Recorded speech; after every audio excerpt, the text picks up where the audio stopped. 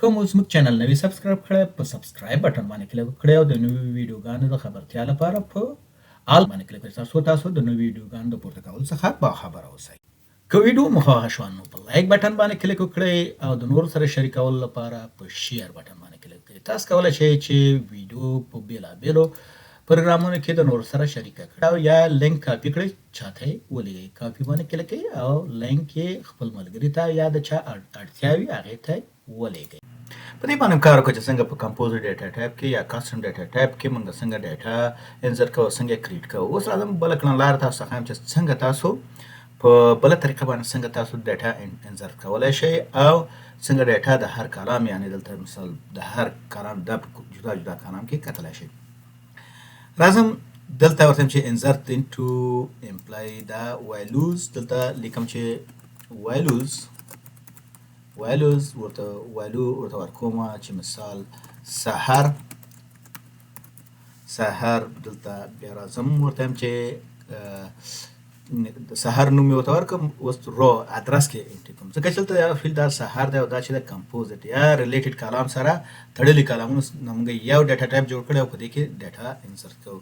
اوس ډبل قوس ورکوم مخکې مې رو مثال په دې پاس کې دلته وګورئ روز مې ورکړه دلته اوس مثال چیک کوم ډبل ډیټا ټایپ ورکوم ورته هم چیک په دې کې کاما او بیا راځم ورته هم ننګرهار پروینس ننګرهار او کانټري چې دی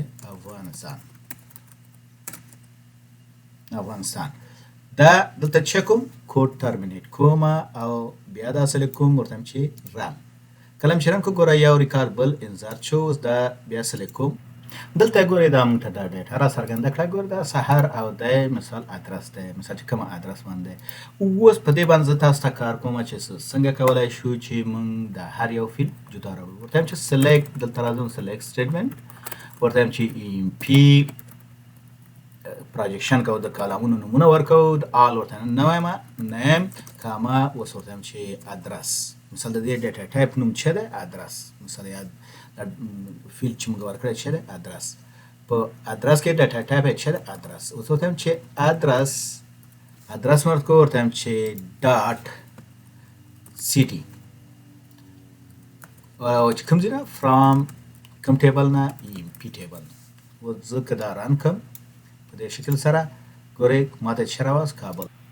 اوس راځم د ادرس ډیټا ټایپ نه نور ډیټا ټایپونه هم اضافه کوم ورته هم چې ادرس بیا راځم ورته هم چې دلته ډاټ په ادرس کې چې ډاټ پروینس او بیا راځم ورته هم چې دلته ورته هم کاما بیا راځم ورته هم چې ادرس بیا په ادرس کې بیا ورته هم چې کانټري